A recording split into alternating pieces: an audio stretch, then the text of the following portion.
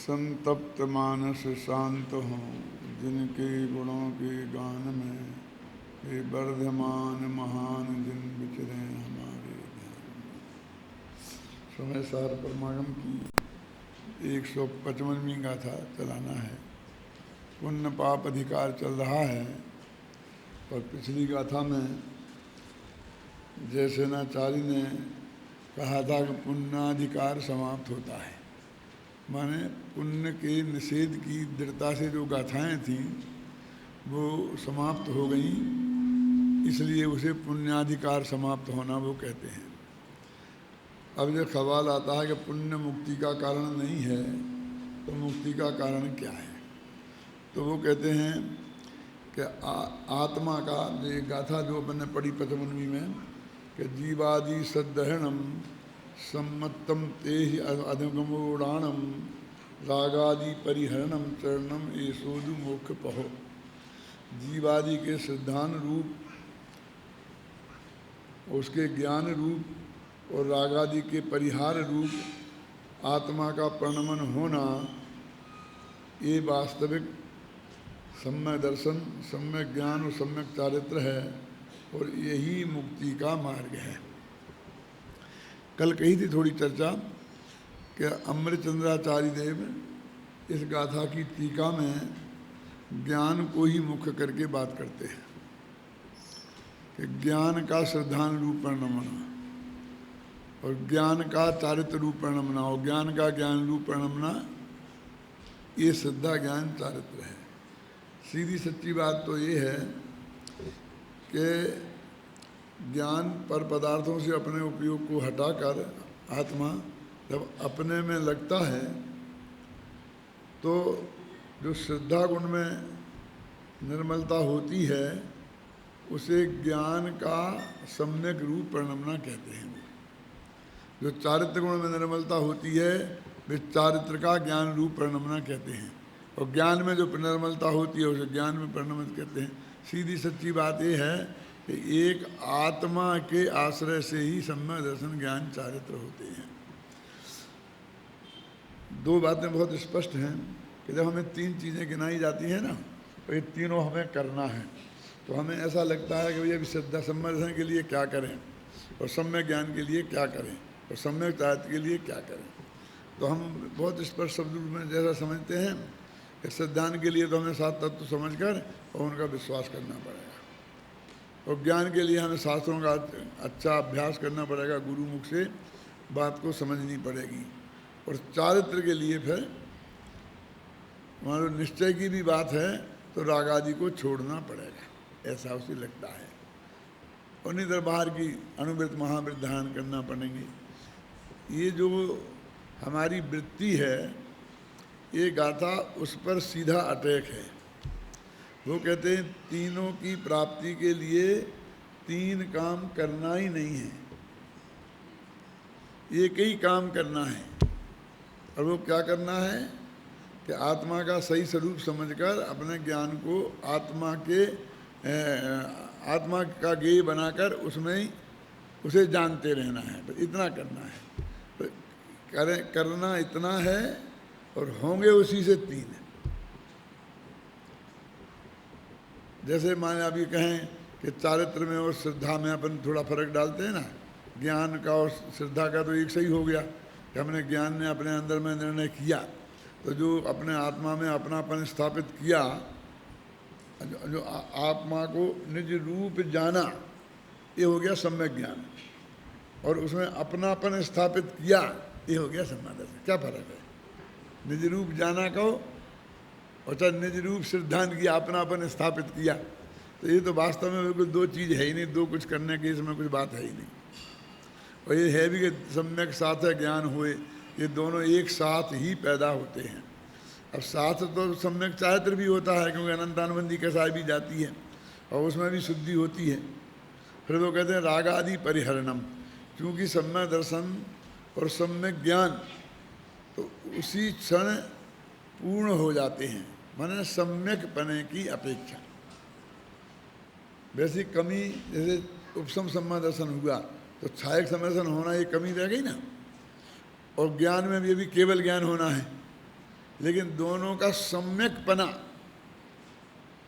वो एक साथ पैदा हो जाता है दोनों में, और चारित्र में का अंश प्रकट होता है, और फिर वो धीरे धीरे 13वें गुण स्थान तक वो बढ़ती है। तो इसलिए उन्हें रागादि परिहरणम, फिर रागादि के छोड़ने को चारित्र कहते हैं। तो वो उसकी भाषा ऐसा लगता है कि इसमें कुछ छोड़ना पड़ेगा। लोग एक दिन ये कहते हैं कि अनुव्रत महाव्रत लेकर हिंसा, झूठ, चोरी, कुशील, परिग्रह ये छोड़ना पड़ेंगे, और अपने को अध्यात्मिक मानने वाले ये कहते हैं कि कसाएँ छोड़नी पड़ेंगी। भाई रागादि माने कसाएँ, रागादि परिहरणम माने कसाएँ, क्योंकि दो ही है ना, एक तो दर्शन मोहिनी और एक चारित्र मोहिनी, और रागादि जो भेद है वो चारित्र मोहिनी के हैं। तो मतलब चारित्र मोहिनी कर्म को छोड़ना पड़ेगा, माने कसाएँ छोड़नी पड़ेंगी, ऐसा लगता है। लेकिन अब वो प्रक्रिया तो एक ही हुई ना, काम तो एक ही करना पड़ा ना, उसको हम दो कह रहे, क्योंकि आत्मा का अनुभव हुआ तो अनंतानुबंधी के साथ छूट ही गई ना, है? तो करना तो एक ही काम है, और दिख रहे तीन। कि नहीं, अब आगे जब बढ़ेंगे, जो चारित्र बाकी है उसे पूरा करेंगे ना, तो फिर तो रागादि को छोड़ना पड़ेगा ना, गुस्सा कम करना पड़ेगा, मान कम करना पड़ेगा। तो वो कहते हैं कि उसकी भी विधि, वो जो आत्मा को तुमने देखा जाना है ना, तो उसको देखते जानते ही रहना है, उसको उसमें कुछ नहीं करना है। गुस्सा बहुत बुरा होता है, मान बहुत खतरनाक है, इस क्रोध ने दुनिया में कितनी बर्बादी की है, मान के खातर रावण के की क्या दुर्दशा हुई, ये कुछ नहीं है। इसलिए मान नहीं करना, क्या करें? तू तो आत्मा में स्थिर रहे तो अपने आप एक क्रोध आदि पैदा नहीं होंगे। माने कसायों को खत्म करने का उपाय भी वो ही है। इसके लिए मैं एक उदाहरण देता हूँ कि एक आदमी ने एक कारखाना डाला, और जिस कारखाने में वो एक दिन में 100 मोटर बनाता है, कोई उसकी समझ लो मारुति कार है, और उसकी जो कैपेसिटी है एक महीना भर में 3000 कारें वो निकाल देता है। मैं 100 कार रोजाना में निकालने की कैपेसिटी है। यद्यपि वो 100 कार प्रतिदिन नहीं निकाल सकता, लेकिन वो 5 दिन में 500 कारें निकाल देता है। तो हमें एवरेज लगा के कह देते हैं 100 दिन में, समझेंगे ना। ये कार एक दिन में नहीं निकल सकती है, वो उसकी प्रक्रिया में 5 दिन तो लगेंगे ही।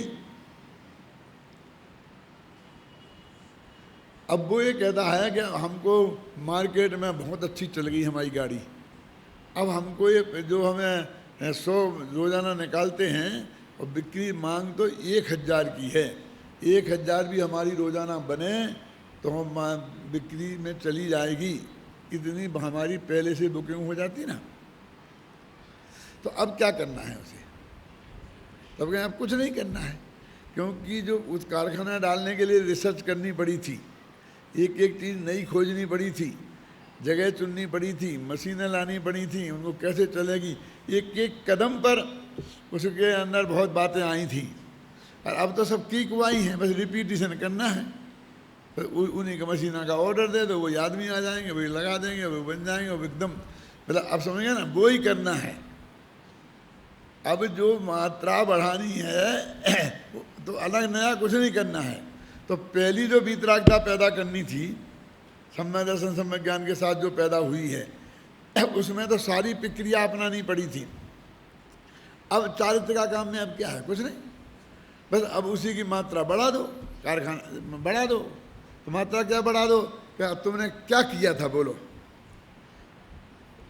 कि हमने पर से उपयोग हटाकर आत्मा पर लाए थे। फिर कितने ठहरे थे? बहुत क्षणिक वो अंतर्मुख होता ना एक क्षणिक का, तो इतना ही ठहरे थे। कि अब क्या कहें, थोड़ा ज़्यादा ठहर जाइए, बस खत्म होगा, हो गया काम बस। तो ज़्यादा ठहर जाना और काम हो गया, बस खत्म। इसलिए पुरुषार्थ में नई रिसर्च की बिल्कुल ज़रूरत नहीं है। चारित्र के हटाने के, क्योंकि उसी का रिपीटिशन करना है। अपन व्यायाम करते हैं तो पहले तो हमें सिखाते हैं कि दंड बैठक लगाना अथवा कोई एक आसन, तो पहले तो हमें बहुत सीखना है कि आसन कैसे लगाना। गुरु की ज़रूरत है, वो बार बार देखे करे, और एक दफ़े सही आसन लग गया, अब क्या करना है, बस अब 1 मिनट को लगा था, अब 1.25 मिनट को लगाना, दूसरे दिन फिर 1.5 मिनट करना, फिर 2 मिनट करना, धीरे धीरे करना। वो कहते हैं इकट्ठा करोगे तो फिर बहुत पैरों में दर्द हो जाएगा, होगा ही नहीं। अब बस यही करना है, लगा आसन तो वो ही लगाना है कि गुरुजी अब मेरा क्या काम है, अब तो मैं डिस्टर्बेंस हूँ। एक दफ़ा तुमने सही लगा लिया ना, सही दंड बैठक लगा लिया ना, अब 10 से 11 करो, 12 करो, ऐसा करो, जितना बढ़ाना हो बढ़ाओ। तो वो कहते हैं मार्ग तो फिर वो ही रहा ना चारित्र में, और कुछ नए टाइप का कुछ नहीं करना है। और हम तो ये समझते कि नहीं नहीं भैया अनुवृत्तों में तो परस्त्री अकेली छोड़नी पड़ेगी, फिर स्वस्त्री छोड़नी पड़ेगी, और फिर इसमें अकेला स्थूल चोरी छोड़नी पड़ेगी, फिर बारीक चोरी छोड़नी पड़ेगी, फिर मोटा मोटा झूठ बोलना छोड़ना पड़ेगा, फिर बारीक बारीक झूठ बोलना छोड़ना पड़ेगा। अब मोटा और बारीक झूठ में कैसे भेद डालें हम, हैं? तो वो कहते वो तो सब हो जाएगा, वो कुछ चीज़ नहीं है। यहाँ असलियत में तो वो ही मोक्ष पथ है। कौन सा? कि आत्मा के आश्रय से, आत्मा का आश्रय लेना, ये इस गाथा में कहा है। और इसके लिए उन्होंने प्रसाद उपाय की 3 गाथाएं पेश की हैं। निकालो, आपके पास ये किताब है ना, 351 पेज पर ये किताब में।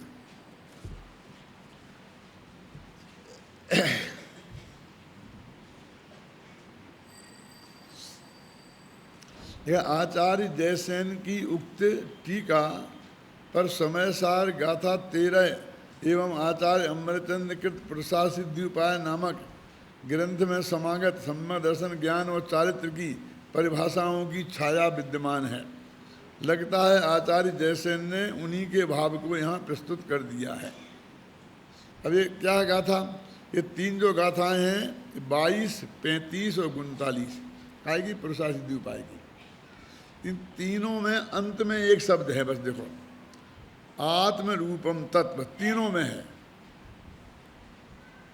जीवादैवादीनाम तत्वार्थानाम श्रद्धानम सदैव कर्तव्यम और विपरीताभिनिवेश रहतम विवक्तम और आत्म रूपम तत्।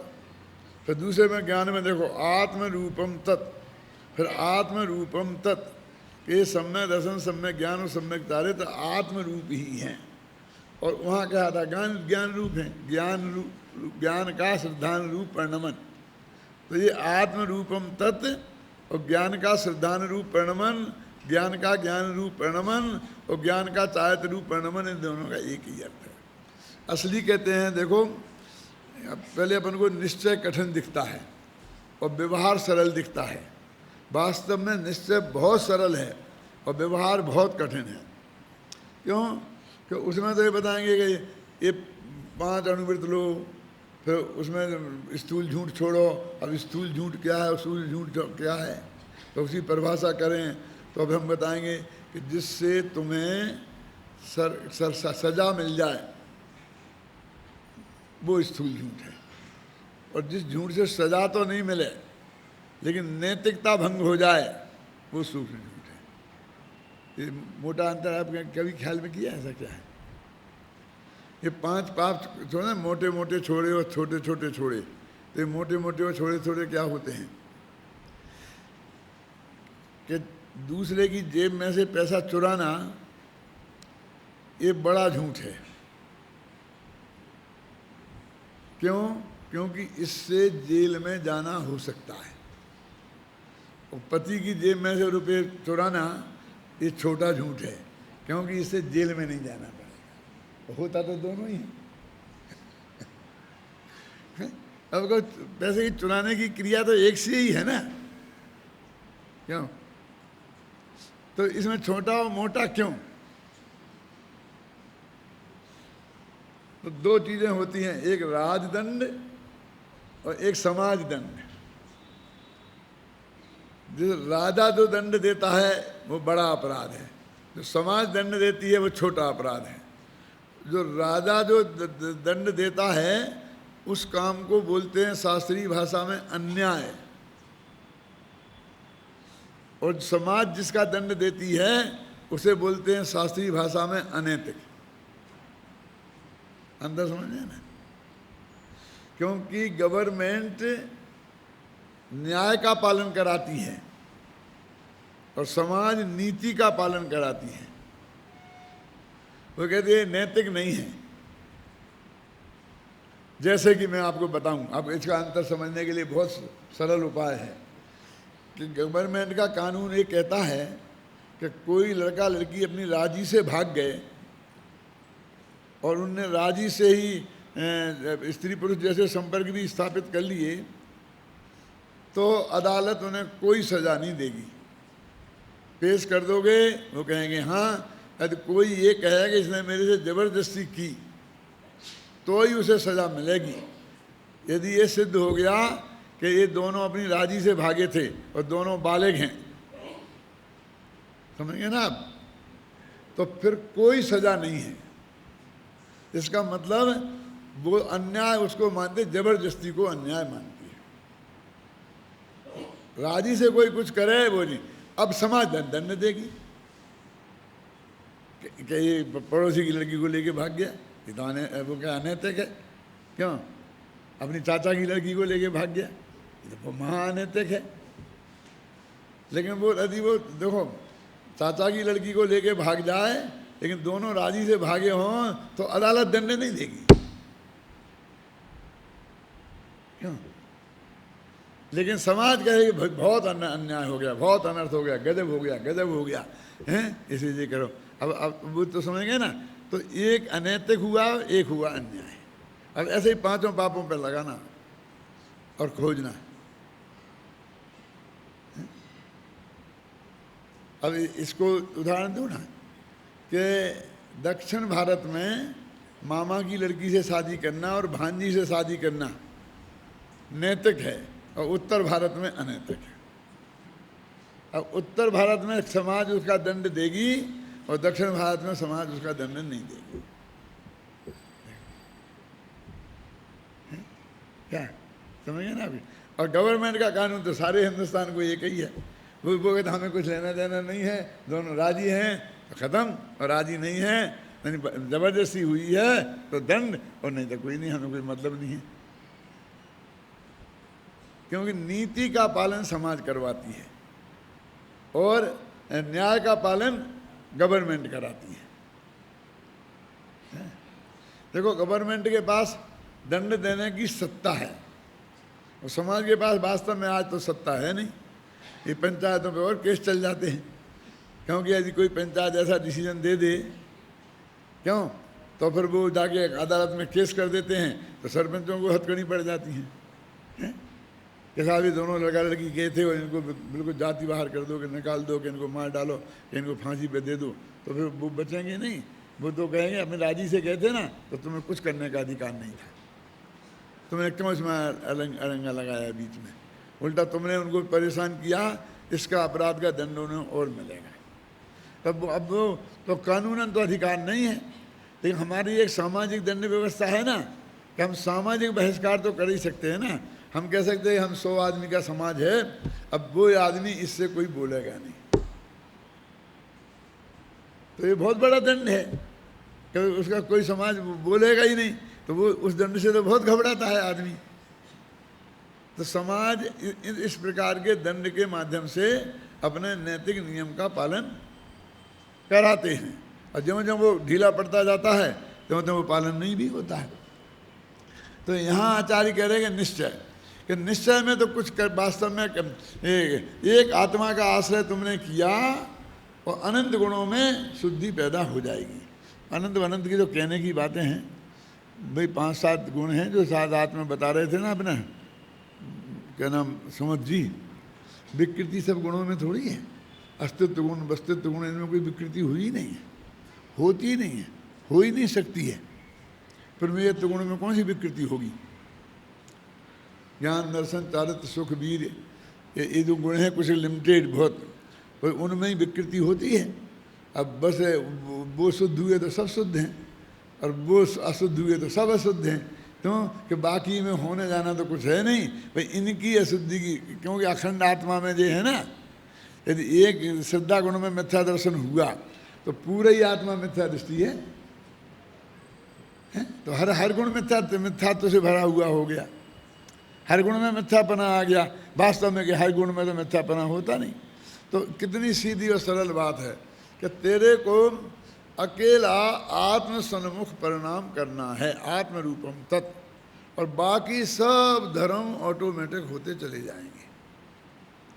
अब 3 कह लो चाहे 1 कह लो, आत्म रूपम तत्, ये पुरुषासिद्धि उपाय में जो आत्म रूपम तत् जो पड़ा हुआ है, इसको जयसेनाचार्य ने ध्यान में रखकर और अपनी उस टीका का अर्थ किया है।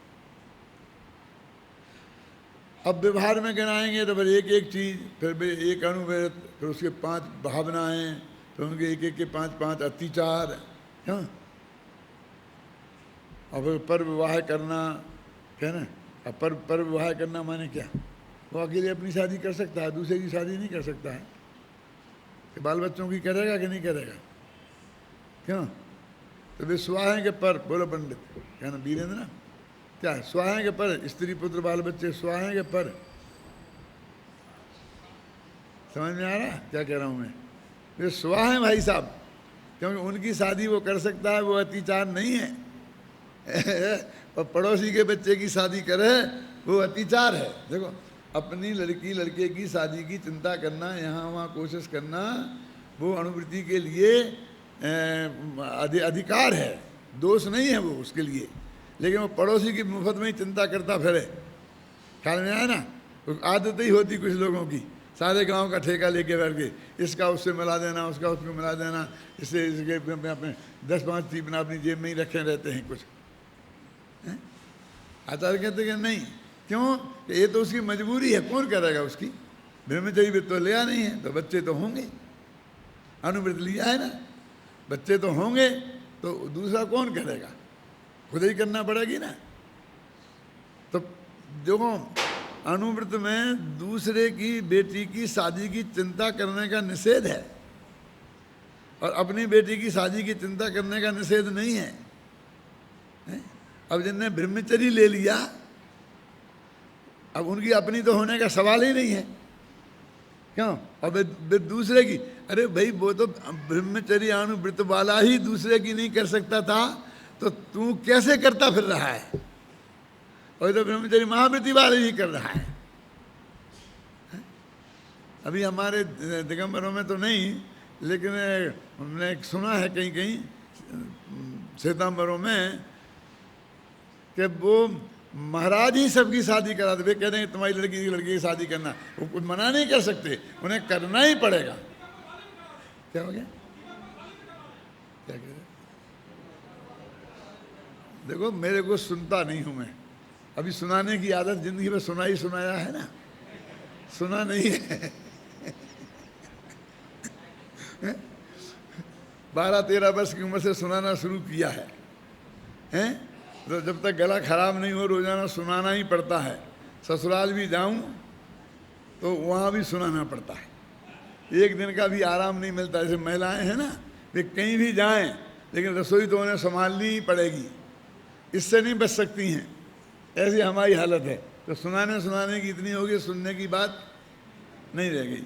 ये जो हम उदाहरण दे रहे हैं, ये तो बहुत स्थूल हैं, इसलिए दे रहे हैं कि वो आपको अंतर समझ में आए, न्याय का भोग क्या है और अन्याय का भोग क्या है ना? देखो, इसको मैं थोड़ा स्पष्ट करूं तो और आपकी समझ में आएगा कि पवनजय, उदाहरण देके बता रहा हूं, अंजना के रूप पर मोहित हो गए और बस बेहोश हो गए, और कहने लगे बस अंजना अंजना अंजना, के खाना के अंजना पहले फिर खाना बाद में। पहले अंजना की बात करो, शादी कराओ पहले, और बाद में फिर मैं खाना खाऊंगा। तो क्या किया होगा उनके पिताजी ने? क्यों? क्या करना चाहिए उनके पिताजी को? आज के पिताजी क्या करेंगे? और दूसरों को छोड़ो, तुम्हारा बेटा ऐसा है कि कहीं बेहोश मिले उसके तुम छींटे दो, और जब वो उसको बोलो कि बेटा क्या है, तो किसी लड़की का नाम ले तो आप क्या करेंगे ये सोचो। क्या बकता है, मैं एक टाटा पाड़ूंगा, तुम क्या रहता है, एक बिल्कुल। अब तो हम किस पे उतर आएंगे हैं? तो पवनज्जय बेचारे ऐसे नहीं उतरे। पवनज्जय के पिताजी, क्या नाम था उनका? महेंद्र नहीं, हाँ जो भी था, तो वो नहीं उतरे। और उन्होंने कहा कि बेटा चिंता मत करो, ठीक है हम कराएंगे, और अपना बड़ा राज्य है, तुम योग्य हो, उनके राज्य से अपना बड़ा है, वे लड़की से तुम ज़्यादा सुंदर हो, वे क्यों मना करेंगे, हम कोशिश करेंगे, चलो खाना तो खाओ। उन्हें चांटा माटा नहीं मारा, उन्होंने डांटा नहीं। क्यों? तो या तो उनने गलती की है, अपन गलती करते हैं। क्यों? कहीं ना कहीं तो गलती है ही ना। अब मैं आपको बताना चाहता हूं कि वो जो पवनज्जय का ये व्यवहार था, वो अन्याय था कि नहीं था, अनीति थी कि नहीं थी, यानी वो सम्य दृष्टि थे कि नहीं थे। यदि वो सम्य दृष्टि थे तो सम्य दृष्टियों के भी ऐसा व्यवहार हो सकता है क्या? मैंने सम्य दृष्टि भी किसी लड़की को बेहोश हो सकता है देख के? क्या नहीं हो सकता है? कि तुम सम्य दृष्टि की, सम्य दृष्टि को तो हमने इतना ऊपर बैठा दिया है, उसकी तो हम कल्पना ही नहीं कर सकते हैं। अनंत भगवान को एक दफ़े हो जाए तो हो जाए, लेकिन सम्य दृष्टि को नहीं होना चाहिए। हमने कल्पना लोक में इतना ऊंचा बैठा दिया है। देखो, हो सकता है, घबराना नहीं है। यानी वो ये कहें कि मैं खाना तब खाऊंगा जब पहले मेरे अंजना से शादी होगी, तो सम्य दर्शन में कोई बाधा नहीं है। लेकिन यदि वो ये कहें कि हर कीमत पे मुझे अंजना मिलना चाहिए, कोई आगे कहे कि उसकी तो सगाई हो गई, ऐसा कहते ही उसका विकल्प टूट जाएगा, सम्य दृष्टि होगा तो। क्यों? कि परस्त्री पर उसका विकल्प नहीं जा सकता, लेकिन कुंवारी जो है उस पर तो उसका विकल्प जा सकता है। वो अन्याय का भोग नहीं है, वो अन्याय की मांग नहीं है। ये तो उचित है कि जो कोई किसी को चाहे तो उससे मांग करे, प्रस्ताव रखे अपने, और विधिवत जो अपनी मर्यादा समाज की और देश की है उसको निभा के शादी करे, तो कोई दिक्कत नहीं। क्योंकि अनुव्रत भी लिए हों तो भी, अभी महाव्रत नहीं लिए हैं, इसीलिए तो लिए नहीं है ना, क्योंकि वो स्त्री को नहीं त्याग सकता है। कहाँ अन्याय कहाँ हुआ, कहाँ अनीति हुई? और लेकिन वो कहे हो गई तो हो जान दो, हमें तो किसी भी तरीके चाहिए, पकड़ के ले आओ, जबरदस्ती ले आओ, उसे मार के ले आओ, तो वो नहीं हो सकता, फिर वो मिथ्या दृष्टि होगा।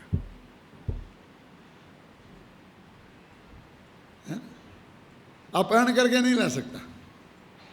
शास्त्रों में देखो, शरण के लाए थे अपहरण करके, और भी लाए थे, रुक्मणी को अपहरण करके लाए थे ना, वे उस समय सब मिथ्या दृष्टि थे। आप समझ गए ना?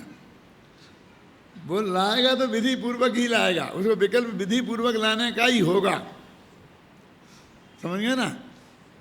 उसे अविधि पूर्वक लाने का नहीं होगा, समझ गए ना? सम्य दर्शन कितनी बारीक बात है, अपने आप उसका भेद ही नहीं कर पाएंगे, उसको आपको समझते ही नहीं है।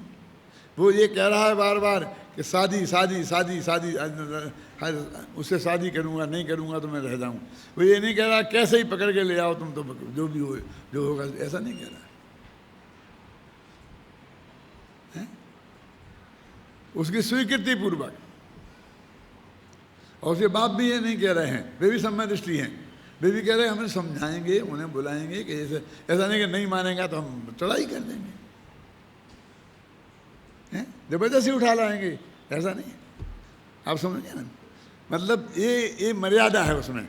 अब इतनी बारीक बारीक बात कौन जानता है, कोई क्या सोचता ही नहीं, किसी को सोचने की जरूरत नहीं है। शास्त्रों में तो सब बातें हैं, शास्त्रों में तो सब बातें हैं। कुछ चीज़ें स्वभाव से ही होती हैं, अपन बोलते हैं ना, और कुछ चीज़ें उसका निर्णय हम कैसे करें भर्तरी कवि ने से किसी ने पूछा कि भाई ये लोग, कुछ लोग क्या आखिर भी तुमसे नाराज क्यों हैं? क्या पूछा? क्या गलती हुई तुमसे? कि हमसे कोई गलती नहीं हुई, हम तो हमेशा हाथ ही जोड़ते रहे। कि गलती क्या हुई? कि सच्ची बता दें? कि हाँ बता दो। कि मेरे 99% नंबर आ गए, बस खत्म, ये गलती हुई है। और उसके 33% रह गए। कि इसमें गलती क्या हुई? ये तो पुरस्कार देने लायक है ना। अब मैं आपको क्या बताऊँ, मैं खत्म। पर उसकी तकलीफ का कारण, उसको जलने का कारण, दुखी होने का कारण ये होता है नहीं होता है लोक में। तो भर्तरी कवि ने बहुत बढ़िया एक छंद लिखा है और उन्होंने बताया है, मृग मीन सज्जनानाम तृण जल संतोष बेहत ब्रेतीनाम लुब्धक धीवर प्रश्ना निष्कारण वैरणो भवती। तीन चीजें हैं।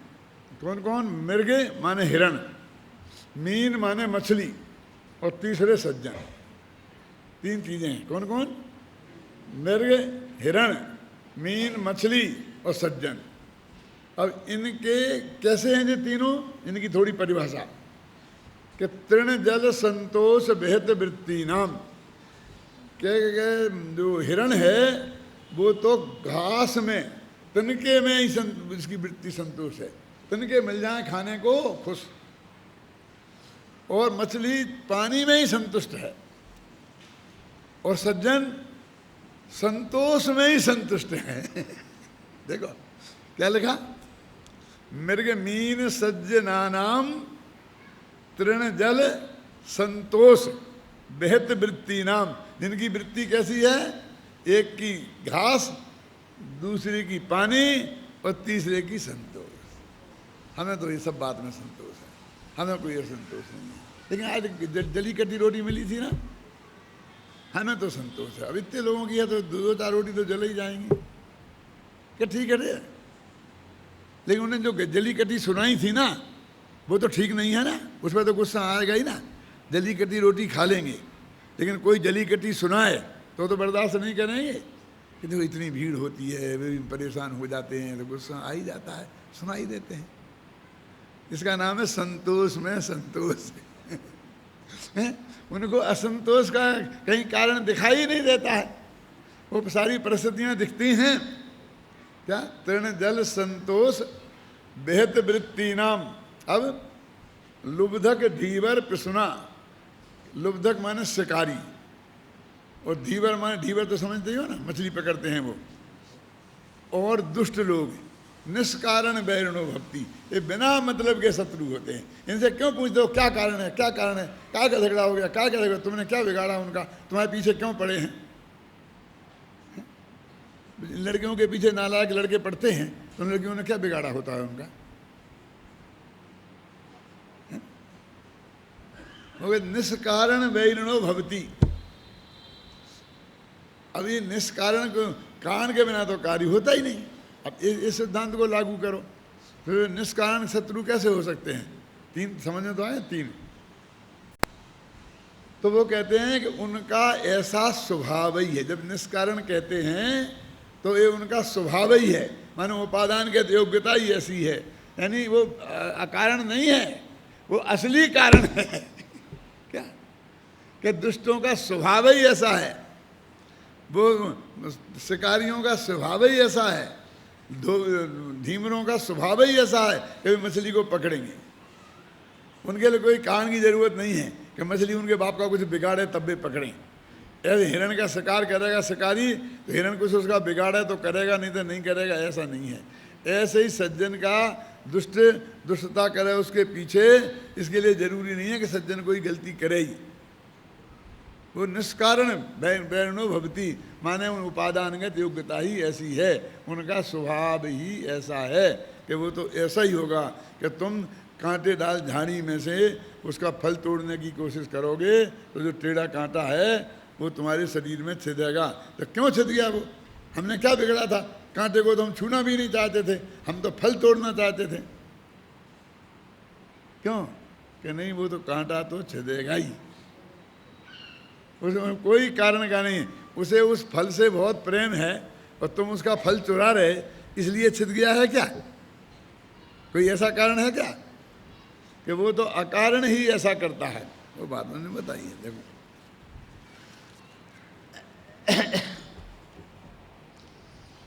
आगे की गाथा इससे भी ज़्यादा महत्वपूर्ण है, बहुत मार्मिक है।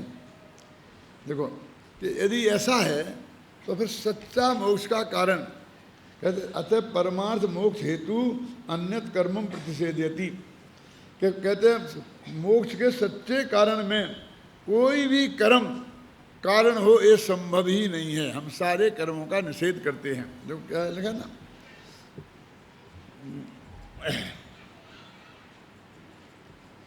विगत गाथा में सम्य दर्शन सम्य ज्ञान चारित्र रूप ज्ञान को मोक्ष का परमार्थ हेतु बताया है। अब आगामी गाथा में यह कहते हैं कि उक्त निश्चय रत्नत्रय को छोड़कर शेष जो शुभाशुभ भाव और बाल वृत्त बाल तप शुभादि क्रियाएं हैं वे सब मोक्ष के कारण नहीं हैं। गाथा का मोतूण निश्चयठम भवहारेण विदुषापवेठन्ति मठमस्रिदानदो जदीर्णकम अक्षयो विविहो।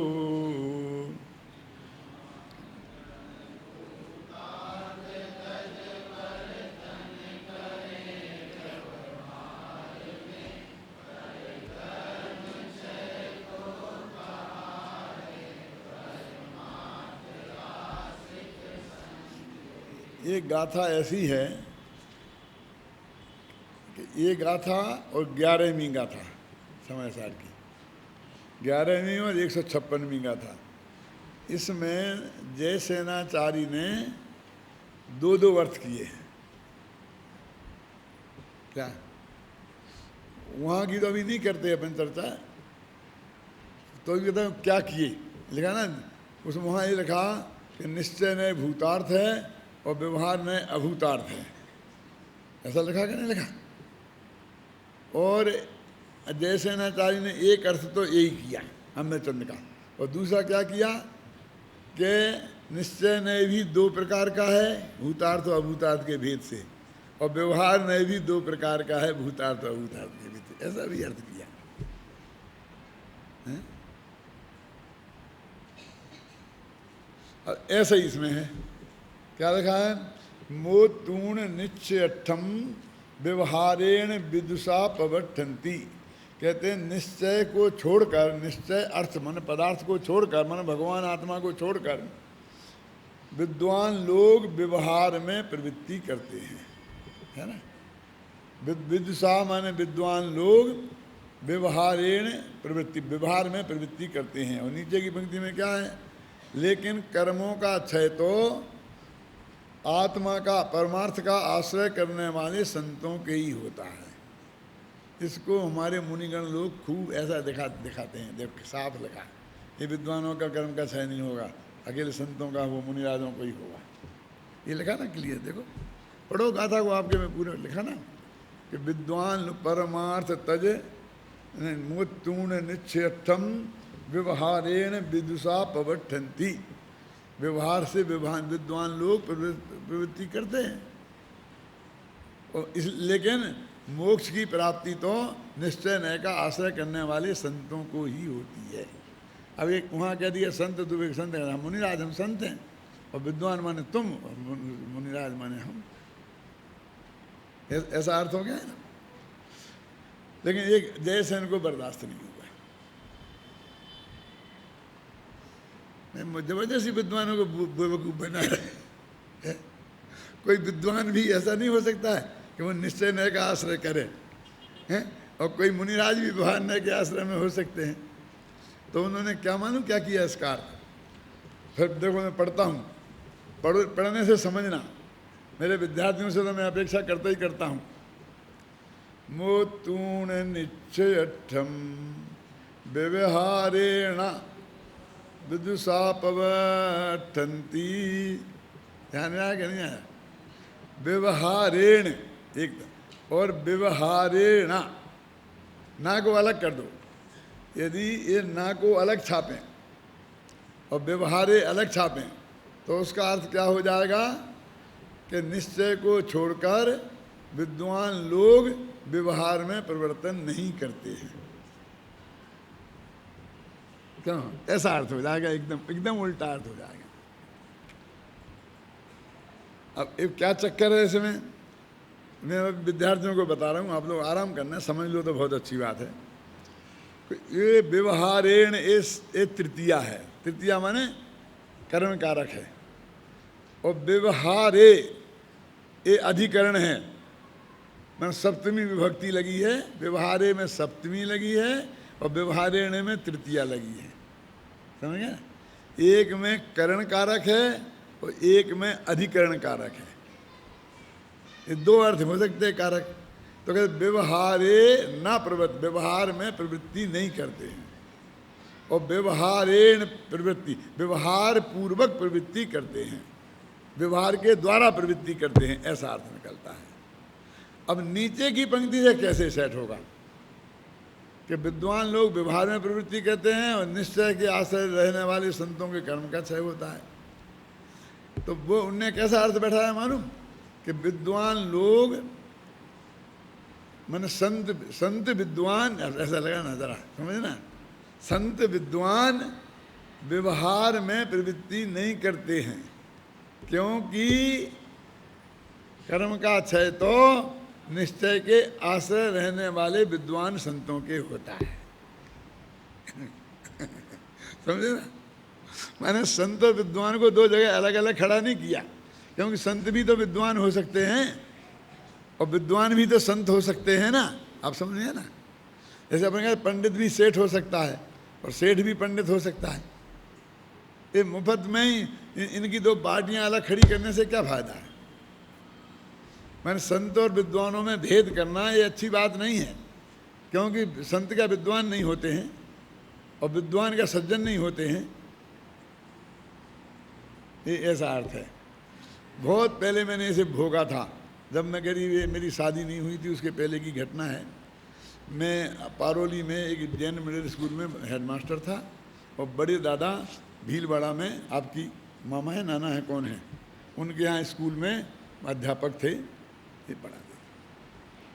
पर्यूषण का दिन था तो मैं वहीं रह गया पारोली में, लेकिन एक दो दिन रहा, लेकिन मेरे हिसाब किताब जमाने सब तो बिरतुब्बास करने वाले लोग थे और मैं तो दोनों टाइम खाने वाला था, तो शाम को वो सुबह की बनी बनाई रोटी रख देते थे, तो मेरे को नहीं जमा। मैं तो ताज़ी ताज़ी गरम गरम खाने की आदत है जन्म से ही। तो मैं 2 दिन के बाद चला गया, भीलवाड़ा चला गया, क्योंकि भाई साहब थे, भाभी भी थी, तो गरम रोटी तो घर पे मिलेगी आराम से, तो मैं वहीं चला गया। तो मैं जाकर पर्यूषण में फिर वहाँ प्रवचन कर, मेरे प्रवचन दादा से अच्छे उस वक्त भी होते थे, तो फिर दादा करते थे तो मुझको बैठा दिया गद्दी पे, मैं करने लग गया। अब छेड़ाला की पंक्ति चल रही थी, पर उसमें आता ज्ञान समान न आन जगत में सुख को कारण, और ई परमामृत धर्म जरामित दोष निवारण, और धन समाज गज राज बाज तो काज न आवे, और ज्ञान आपको रूप भयो न अचल। तो मैं इसका अर्थ कर रहा था कि रुपया पैसा कुछ काम नहीं आएगा और ज्ञान ही ये सच्ची चीज़ है, उसके समान सुख का कारण कोई नहीं है। तो आपके कोई नाना जी वगैरह होंगे, गोरी लाल जी अजमेरा, जानते आप समझ गए कि नहीं समझ गए? एक आदमी बड़े दादा और बड़जाता जी, 2 आदमी तो समझ गए, छाबड़ा जी भी समझ गए होंगे।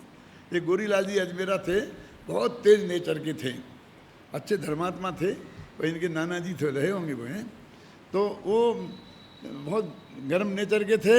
तो बोले कितनी देर हो गई है, सेठों को गालियाँ देते देते पंडितों के गीत गाते गाते। मैंने बिल्कुल मैं उसका अर्थ कर रहा था कि ज्ञान समान आन जगत में सुख को कारण, मैं नाम लेके बता रहा हूँ सबको, और धन समाज गज राज बाज तो काज न आवे, ख्याल में है ना। तो एकदम, तो मैंने उनसे कहा कि ऐसा नहीं है, क्या नहीं है?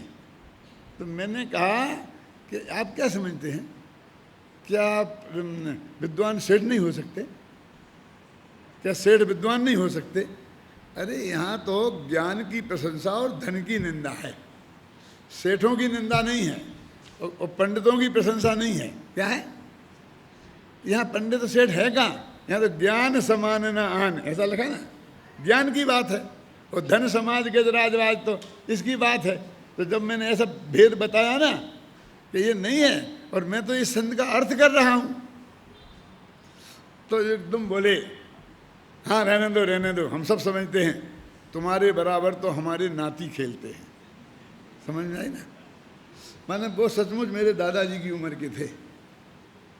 मैं तो उस वक्त 18 वर्ष का था, 17-18 वर्ष का। जे पश्चाताप जब लिखा था तब की बात है जी। पश्चाताप उन्हीं दोनों लिखा था। और तुम्हारा मकान था ना वो हीरालाल जी वगैरह थे, उसके ऊपर ही वो मंदिर था, वहीं प्रवचन होते थे, उसी में स्कूल चलता था। तो मैं हम अनुभवी हैं, तुम्हें अनुभव नहीं है बेटा अभी, ऐसा वो बोले बड़ी सभा में। तो मैंने कहा अच्छा आप जानते हैं अनुभव किसे कहते हैं? मैंने कहा अनुभव की परिभाषा तुम्हें मालूम है? वस्तु विचारत ध्यावते मन पावे विश्राम, और रस स्वादत सुख उपजे अनुभवता को नाम। अनुभव चिंता मणिरतन, अनुभव है रसकूप, अनुभव मार्ग मोक्ष का, अनुभव मोक्ष स्वरूप। तो मैंने ये बताई परिभाषा, अनुभव उसे कहते हैं। और तुम्हें धंधा पानी का अनुभव होगा, विषय कसाय का अनुभव होगा, ये अनुभव नहीं है। इसका ये अनुभव वास्तविक अनुभव नहीं है। जब मैंने इतना कहा तो वे बहुत गर्म हो गए, और बहुत गर्म हो गए, चिल्लाने लगे। अब सेठ थे, सारे परिवार के लोग थे, हम रोने लग गए गद्दी पे बैठे बैठे। 18 वर्ष के तो क्या होता है? बहुत भोगा है भाई कुमार जी, जन्म से ही, समझे ना? अब तो कुट के बहुत पक्के हो गए। फिर क्या मतलब, बहुत बीच लोगों ने बीच बचाव किया, ये किया वो किया, फिर शांति हो गई। फिर हम तो चले जाएंगे, हम नहीं रहेंगे, प्रवचन करेंगे। फिर लोगों ने मना मनु करके रख लिया। फिर हमने 10 दिन प्रवचन किए, बहुत बढ़िया अच्छे सरदार जी। ये सन 53 समझते हैं, 53 की बात है। और 54 में मेरी शादी हुई था। मैंने 19 वर्ष की उम्र में शादी हुई थी, उसके पहले की बात है ये। कि ये हमें उसका भेद ही नहीं समझ लेते हैं कि जब से मुझे इस बात की परेशानी है कि पंडित और सेठों को अलग अलग खड़ा कर देते हैं। अब गुरुदेव के प्रताप से सैकड़ों सेठ पंडित हो गए हैं, रोजाना प्रवचन करते हैं। क्यों? और सैकड़ों पंडित भी सेठ हो गए हैं। जो मैंने उस दिन कही थी, उस दिन तो नहीं थे। उस दिन तो सचमुच ये हालत थी कि पंडित और सेठ बिल्कुल अलग अलग थे। और वो पंडित लोग ये कहा करते थे, पुराने पंडित, कि लक्ष्मी का और सरस्वती का परस्पर में बैर है। तो जहाँ सरस्वती रहेगी वहाँ लक्ष्मी नहीं रहेगी, और लक्ष्मी जहाँ रहेगी वहाँ सरस्वती नहीं रहेगी। अब लगता है कि वो बैर विरोध छूट गया है, अरे दोनों एक साथ रहने लगी है। तो मैं कह रहा था अर्थ व्यवहारेण और व्यवहारेण, कि वो कहते हैं क्यों इसको नेगेटिव लेते हो? एक को तो कहते हो गड्ढे में गिरा दिया और एक को ऊपर उठा दिया। कि विद्वान लोग तो गड्ढे में गिरते हैं और मुनिराज को मोक्ष होता है। अब ऐसा कुछ है नहीं, क्योंकि सम्यक दृष्टि और मिथ्या दृष्टि दोनों में हो सकते हैं।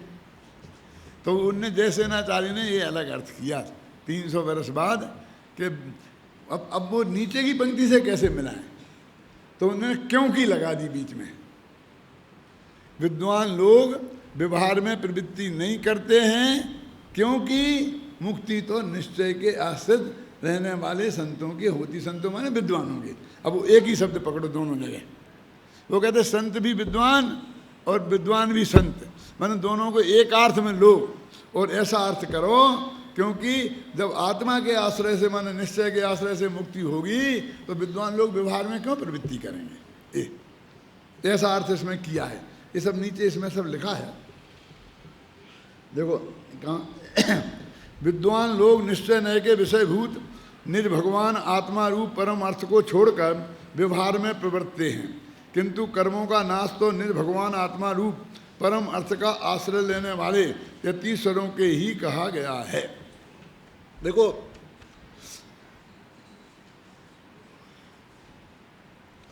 इसमें जो अर्थ किया है ना, इसमें मूल में से क्या बदला है जरा देखो ध्यान से। प्रकाश जी देखो आप, जो मूल में नहीं है और मैंने जोड़ा है। पकड़ो गलती पे, गलती निकालना भी तो सीखो।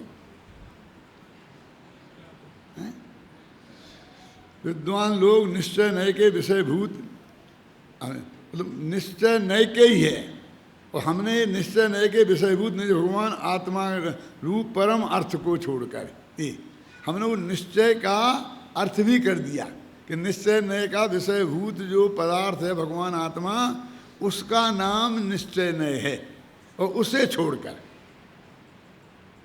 कमल जी ख्याल में आई ना?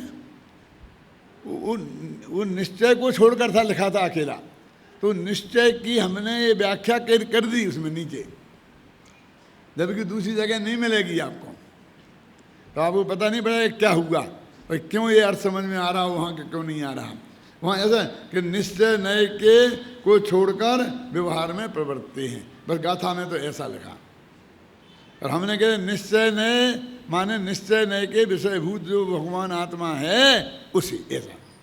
और फिर नीचे व्यवहार में प्रवृत्ति किंतु कर्मों का नाश तो भगवान आत्मा रूप परम अर्थ का आश्रय लेने वाली, फिर उसने निश्चय का आश्रय लेने वाली, तो उसका हमने अर्थ किया कि भगवान आत्मा रूप परम अर्थ का आश्रय लेने वाली। समझे ना? ये 30 स्वरों के ही कहा गया है। अब ऊपर से आपको पता नहीं चलेगा जब तक हम नहीं बताएंगे। अब देखो टीका क्या लिखते हैं।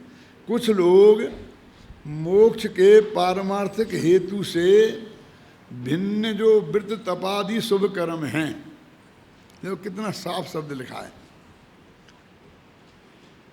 राजेंद्र नहीं दिख रहे आज, क्या बात है बेटा? अब पीछे बैठने लगे हैं? कुछ लोग माने राजेंद्र नहीं, मैं वैसे याद किया है। कुछ लोग मोक्ष के पारमार्थिक हेतु के से भिन्न जो व्रत तप और शुभ कर्म हैं उन्हें मोक्ष का हेतु मानते हैं। यहाँ उन सभी का निषेध किया गया है, क्योंकि ये व्रतादि अन्य द्रव्य के स्वभाव वाले पुद्गल रूप हैं। ये व्रत पुद्गल हैं, जीव नहीं है। इस कारण उनके स्वभाव से ज्ञान का भवन होना लिखा था ना, तो ज्ञान का भवन नहीं हो सकता। जो पारमार्थिक मोक्ष हेतु है वो ज्ञान का भवन है, पारमार्थिक मोक्ष हेतु है, वही एक द्रव्य स्वभाव वाला होने से उसके स्वभाव द्वारा ज्ञान का भवन होना बनता है। अब ये 3-4 कलश आएंगे, एक द्रव्य स्वभाव और अन्य द्रव्य स्वभाव। अब एक द्रव्य स्वभाव क्या है, इसका अर्थ समझना पड़ेगा। इसका अर्थ समझ में नहीं आएगा तो कुछ समझ में नहीं आएगा। अभी कल करेंगे, क्योंकि फिर इसकी 1 घंटा घुटाई हो जाएगी ना। अभी बता भी देंगे तो कोई फायदा नहीं।